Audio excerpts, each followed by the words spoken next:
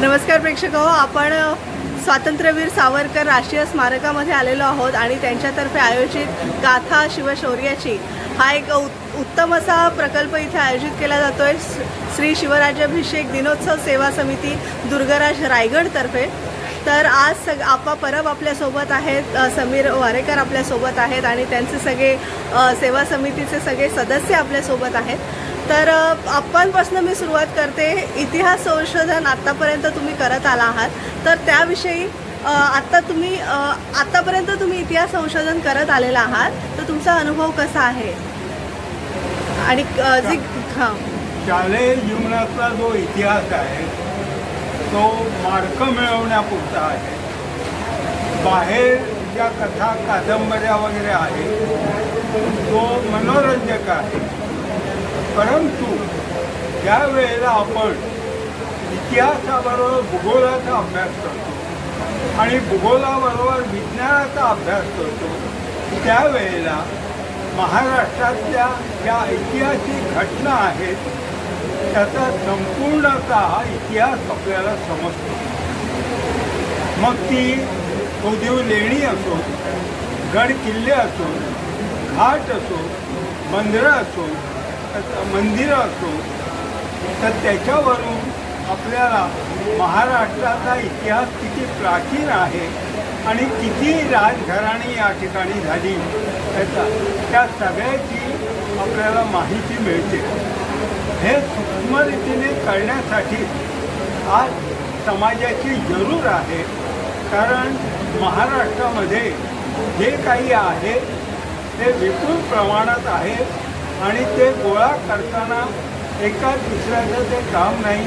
विविधतेने निरनिराळ्या लोकांनी निरनिराळे विषय घेऊन कुणीतरी या ठिकाणी असलेल्या डोंगरांची माहिती, कुणीतरी गावांची माहिती, कुणीतरी राजधान्यांची माहिती, कुणीतरी मोठ्या शहरांची माहिती, घाटांची माहिती, बंदरांची माहिती, किल्ल्यांची माहिती, असं हे केल्यानंतर आपल्याला महाराष्ट्राची विविधता कळते आणि महाराष्ट्रामध्ये जे विविध प्रकारचे जनजीवन आहे, त्यांचे रीतिरिवाज, त्यांचे सगळ्या प्रकारचं जे काही कथा दंतकथा आहेत त्या सगळ्या आपल्याला त्या इतिहासाच्या माध्यमातून महाराष्ट्राची महती सांगतात। सावरकरांनीच म्हटले, देहाकडून देवाकडे जाताना मध्ये देश लागतो आणि देशासाठी ग्रंथसंपदा महत्त्वाची आहे जी तुम्ही निर्माण केलेली आहे। तुमच्या ग्रंथसंपदेविषयी विशेष करून सांगा ना, कशा वैविध्यतेने प्रत्येक गडावर तुम्ही पुस्तक लिहिलेलं आहे। वयाच्या 10व्या वर्षी मी ज्या वेळेला गड पाहायला सुरुवात केली त्यावेळेला त्या गडाचं नाव, तो कुणी बांधला असेल, तो किती वेळ लढला, त्यावर झालेल्या लढाया, त्यावर झालेली राज्य, त्याच्यावर झालेले अभिषेक, ती घराणी, याचं संशोधन करीत राहिलो। आणि मगाशी सांगितल्याप्रमाणे ज्या वेळेला तिथले अवशेष त्यांचा सूक्ष्म अभ्यास केल्यानंतर मग त्या गुहा असो, ती मंदिरं असो, त्या ठिकाणच्या वाटा असो, त्या ठिकाणचे पाण्याचे तलाव असो, याचा सूक्ष्म अभ्यास केल्यानंतर आपल्याला महाराष्ट्रातल्या विविध राजघराण्यांविषयी आणि त्याच्या इतिहासाविषयी आपल्याला माहिती कळत जाते। जे काही संकलन केलं आहे ते महाराजांची रणक्षेत्र, महाराजांचे किल्ले ते कोणी बांधले असतील, त्याच्यावरच्या गुहा कधी खोदल्या गेल्या, त्याच्यावरच्या बुरुज कोणी बांधले, ते वास्तुशास्त्र, ते जलशास्त्र, याप्रमाणे मी अभ्यास करतो। त्याच्यासाठी मी ललित माध्यम जे आहे उपलब्ध त्याचा वापर केला नाही, पण समकालीन कागदपत्र आणि स्थानिक लोकांची जी काही राहणीमान आहे किंवा त्यांचं दैनंदिन जीवन आहे त्याच्यातून हे सूक्ष्म संशोधन त्याचं माझ्या हातात आलं। आणि अशा प्रकारे संकलन करताना माझ्या एक गोष्ट लक्षात आली का महाराष्ट्रामध्ये जवळजवळ 2000 किल्ले आहेत, त्यातले काही जे आहेत ते सर्वभक्षी काळ आणि भूभक्षी मानव त्याच्यामुळे नाहीसे झालेले आहेत परंतु त्या जागा तिथे आहेत, ती गावं तिथे आहेत आणि त्या गावावरनं आपल्याला त्या स्थानाची महती कळते. उदाहरणार्थ ज्यावेळेला आपण राजपुरी हा शब्द वापरतो त्यावेळी आपल्या गोष्ट लक्षात येते का पुरी हा शब्द हा फक्त राजघराण्यासाठी, तसं प्रभू रामचंद्रांची अयोध्यापुरी, भगवान श्रीकृष्णांची द्वारकापुरी, तशी मौर्य कुळाची राजपुरी, या अशा स्वरूपातील गावावरनं पूर हा शब्द त्या शहराचा मोठेपणा सांगतो. ते शहर कोणी वसवली. पुरा हा शब्द तिथल्या बाजारपेठेसंबंधित आणि मग त्याचे रस्ते शोधल्यानंतर त्यावेळेची जी आयात निर्यात आहे त्या व्यापारी प्रवृत्तीची आपल्याला माहिती मिळते.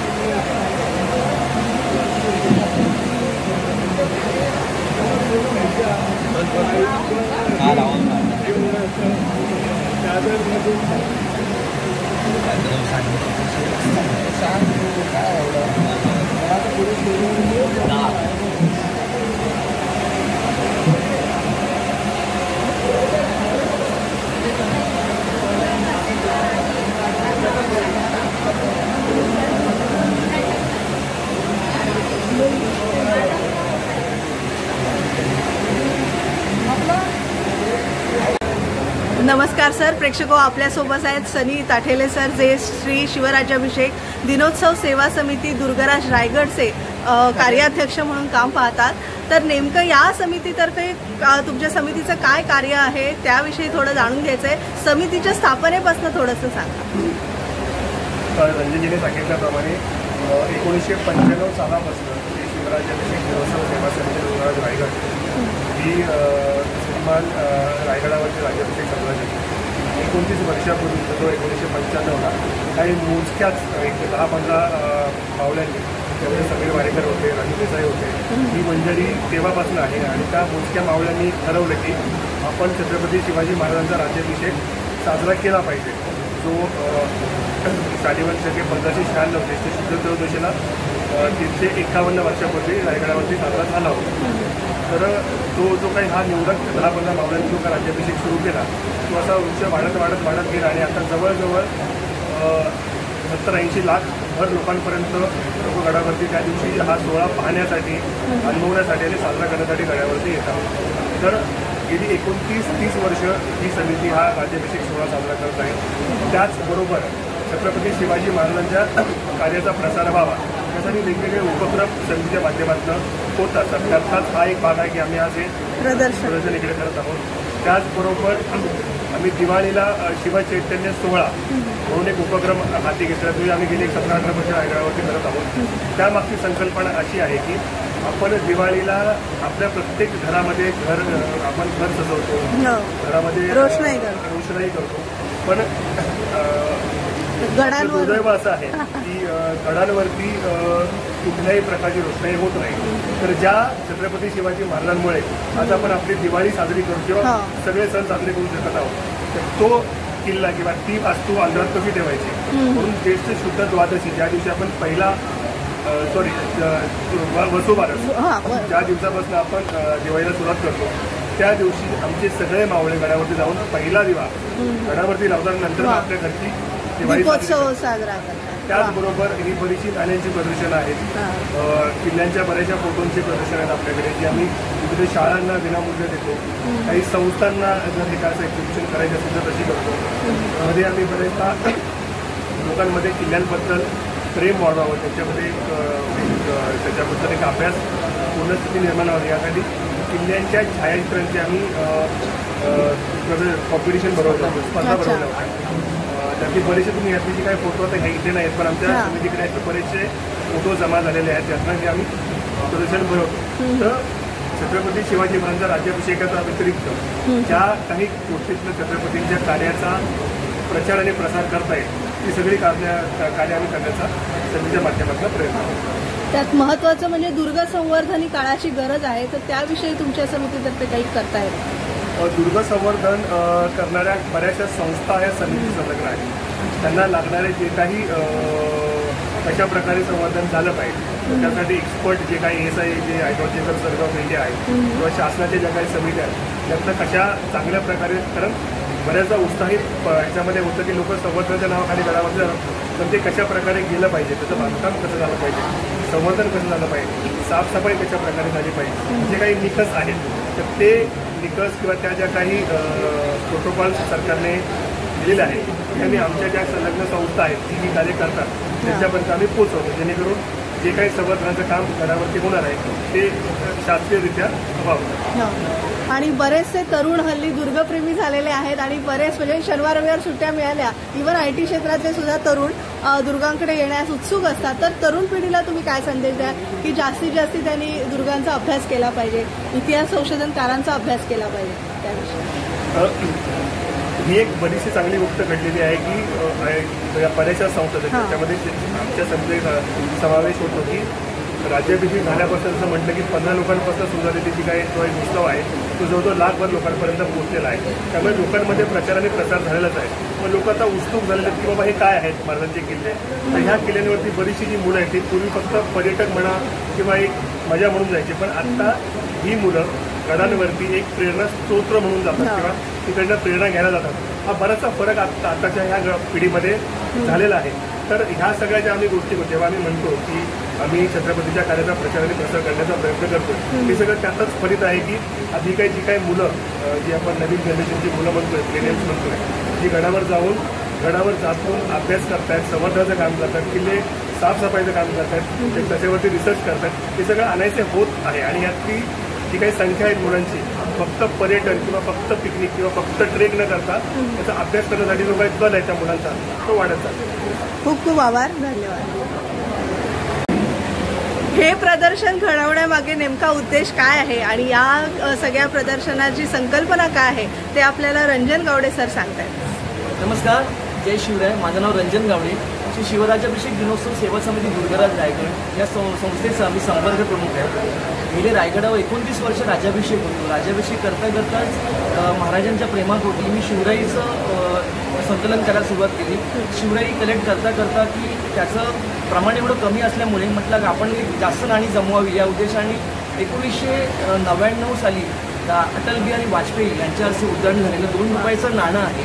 हे नाणं भारतामध्ये 4 मिनिटमध्ये म्हणतं. त्या 4 मिनिटची नाण्यांची मी कलेक्शन सुरुवात केली. 5 नाण्यापासून सुरुवात केली होती, त्या आज मी 23,000 नाण्यापर्यंत पोचलो. आणि त्याचं काहीतरी कलेक्शन करता करता मी एक फिगर माझ्या मनात ठेवली की 22,222 ह्या नाणे आपल्याकडे त्या नाण्यामधून काहीतरी महाराजांची काहीतरी प्रतिमा तयार करावी. हा स्वातंत्र्यवीर सावरकरांचा आज जन्मदिवस आहे, त्यांचा वाढदिवस आहे. या वाढदिवसा दिवशी त्यांच्या वाढदिवसाच्या त्याने प्रेमाची भेट म्हणून मी एक संकल्पना केली आणि महाराजांची प्रतिमा साकारली. नाणी संग्रह करताना तुम्हाला काय अडचणी आल्या आणि कुठे कुठे फिरावं लागलं आणि कसे तो प्रोसेस कसा होता? अडचणी असं आहे की तुम्हाला कुठलाही संग्रह करायचं म्हणजे की महत्त्वाचं म्हणजे की तुम्हाला पैसे हे लागतात होते. पण पैशावर तुम्ही मार्केटमध्ये तुम्ही किती प्रमाणात किती कमी याच्यामध्ये खर्च करताय. त्यासाठी तुम्हाला बऱ्याच ठिकाणी बऱ्याच कलेक्टरला भेटायला बरीच प्रदर्शनं नाशिक, मुंबई, पुणे पालथी घालावी लागतात. आणि हे पालथी घातल्यानं तुम्हाला मग काही ठिकाणी मग इथे हे मिळालं, इथे ते मिळालं, मग काही ठिकाणी 5 नाणी मिळतात, कोण 10 देतं, 15 देतं. मी लॉकडाऊनमध्ये शांत बसले असं ना की बाबा आपल्याला एक कसं आहे की लॉकडाऊनमध्ये संपूर्ण सगळं जग शांत होतं आणि त्याच्या वेळेला मग त्यावेळेला की आणखीन नाणी मिळावी, लोकांना पैशाची त्यावर कन्सर्न होती आणि मग त्यावेळी लॉकडाऊनमध्ये जास्तीत जास्त नाणी लॉकडाऊनमध्ये जमवतो. अच्छा.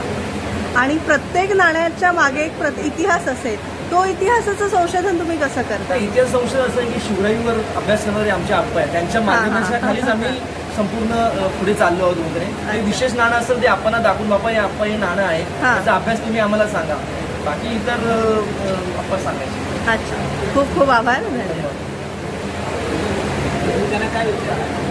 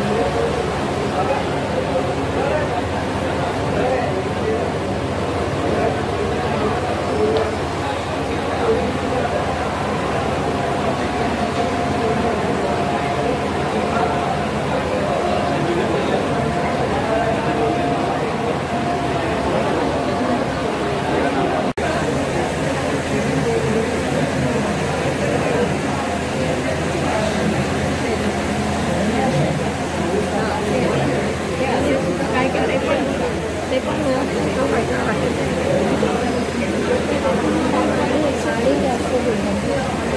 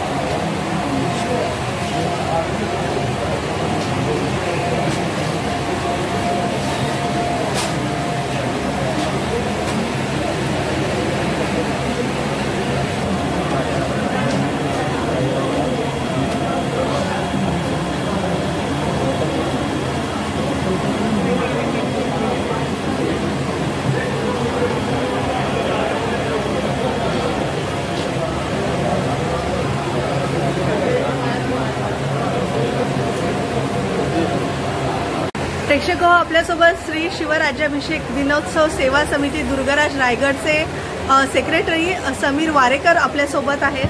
आता सर, मला समितीचं पुढची उद्दिष्ट काय आहेत हे तुमच्याकडून जाणून घ्यायचे आहे. शिवराज्याभिषेक समितीच्या वतीने गेले आम्ही 28 वर्ष किल्ला रायगडावरती राज्याभिषेक साजरा करतो. परंतु फक्त सोहळा साजरा करणं हे उद्दिष्ट नसून छत्रपतींचे विचार यांचा प्रचार प्रसार समाज माध्यमांमध्ये व्हावा किंवा जी काही तरुण पिढी आहे किंवा जो वर्ग आहे, आपण ज्याला म्हणतो की तुम्ही जसं मला प्रश्न विचारला की जी तरुण मंडळी किंवा कंपनीचे IT सेक्रेटरी म्हणजे ITतले जे पब्लिक गडावर जातात ते कुठलाही इतिहास अभ्यास न करता किंवा गडावर जाऊन जे काही दारू पिणं असेल किंवा असे काही प्रयत्न करतात, तर ह्यांना आपल्या गडाचं कधी महत्त्वच कळलेलं नाही. मग मुलांमध्ये किंवा शालेय मुलांमध्ये ही संकल्पना रुजावी आणि शालेय विद्यार्थ्यांना कळावं की हे गड किल्ले आपले शक्तीस्थळं आहेत. त्यांच्याकडे पर्यटन स्थळ न पाहता तिकडची माती उचलून तुम्ही कपाळाला लावली पाहिजे आणि तिकडे आपल्या पिढ्यांनी रक्त सांडलं म्हणून आज आपण या ठिकाणी वावरतोय किंवा आपण ताट मानेने जगू शकतो. तर आमच्या समितीचं पुढचं उद्दिष्ट असं आहे की आता ह्या प्रकारे जी आपण कॉईन जमवली आहेत किंवा जी नाणी आपल्याकडे आहेत शिवकाळातली, या सर्व नाण्यांचं एक प्रदर्शन करून या राज्याभिषेकापासून आपण या उपक्रमाला सुरुवात करणार आहोत. आणि महाराष्ट्रातून आपण मुंबईतून सुरुवात करतो आणि प्रत्येक शाळांमध्ये ह्याचे सेट जाऊन तिकडच्या विद्यार्थ्यांना छत्रपती शिवाजी महाराजांचं जे अर्थशास्त्र होतं, कारण शिवाजी महाराजांचं अर्थशास्त्र असेल किंवा त्यांची काय राजकारणाची जी काही पद्धती होती ती कधी आपल्या विद्यार्थ्यांपर्यंत पोहोचलीच नाही. ही आपल्याला त्या विद्यार्थ्यांपर्यंत पोहोचवण्यासाठी समितीच्या माध्यमातून आम्ही हा प्रकल्प 20 जूनपासून सुरू करतो येत्या राज्याभिषेकापासून. त्याचबरोबर समितीची स्थापना रायगड विकास प्राधिकरण याच्यावर झालेली आहे. ऐतिहासिक गड संवर्धन समिती महाराष्ट्र सरकारतर्फे स्थापन झाले आहेत त्याच्यावर ते समितीचे सदस्य आहेत. या दोन्ही संस्थांमधून आपण जिल्ह्यांचा विकास वगैरे करतो. मुळात ही जी ऐतिहासिक संवर्धन समिती स्थापन झाली, छत्रपती शिवाजी महाराजांच्या वर कार्य करणाऱ्या अनेक संस्था आणि अनेक कार्य महाराष्ट्र सरकारतर्फे केलं जातं. परंतु त्यांच्याबरोबर लढणारे जे काही मावळे होते किंवा त्यांचे जे सैनिक होते यांच्यावरचा इतिहास अजून अप्रकाशित राहिला आहे. तर या माध्यमातून आपण महाराजांच्या संबंधित असणारी जी काय वंशज किंवा आपण त्यांना म्हणतो की त्यांची जी घराणी होती त्या घराण्यांचा इतिहास, त्यांच्याकडे असणारे जे डॉक्युमेंटेशन आहे हे आपण जगासमोर आणण्याचा प्रयत्न करतो आहे. आणि ही सगळी प्रदर्शनं यापुढे आपल्याला शाळांमध्ये असो किंवा कॉलेजेसमध्ये असो, आम्ही तुम्हालाही विनंती करतो की तुमच्या ओळखीमध्ये जर काही अशा संस्था असतील किंवा कॉलेजेस असतील तर त्या ठिकाणी ही प्रदर्शनं लावण्याला समितीला सहकार्य करून आपण ती विनामूल्य त्या ठिकाणी आयोजित करू आणि आपला प्रचार प्रसार शिवकार्याचा प्रचार प्रसार हे आपलं कर्तव्य समजून तुम्ही सुद्धा यात सहभागी व्हावं अशी मी समितीच्या वतीने आपल्याला विनंती करतो. नक्कीच.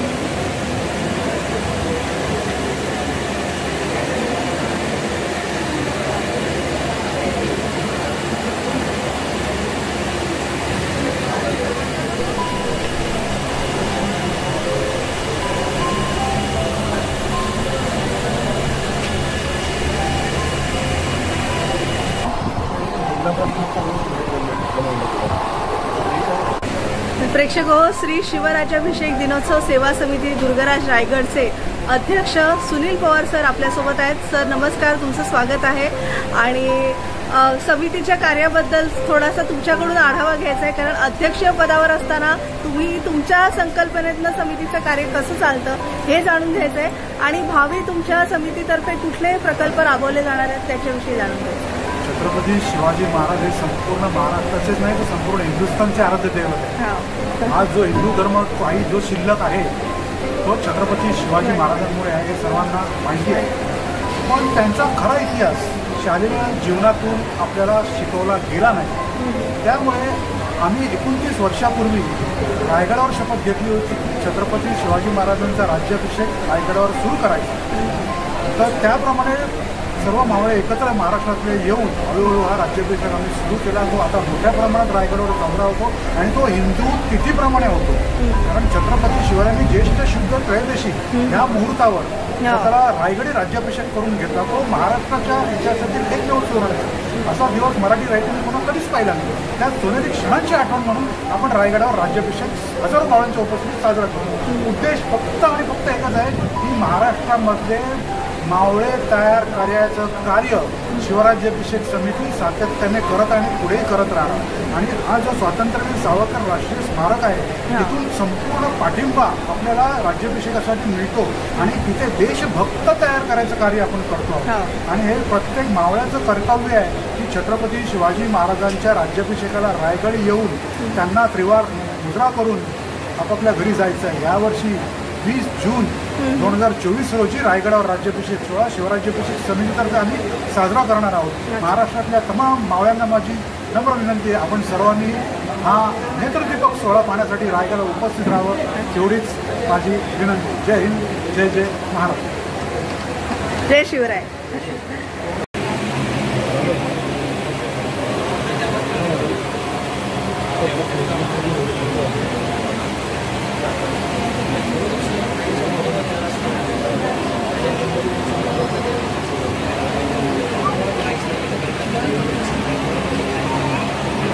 हे नाणी आहेत, नाणी शिवाजी महाराजांच्या टायमाच्या नाणी, देवाच्या नाणी आहेत त्या.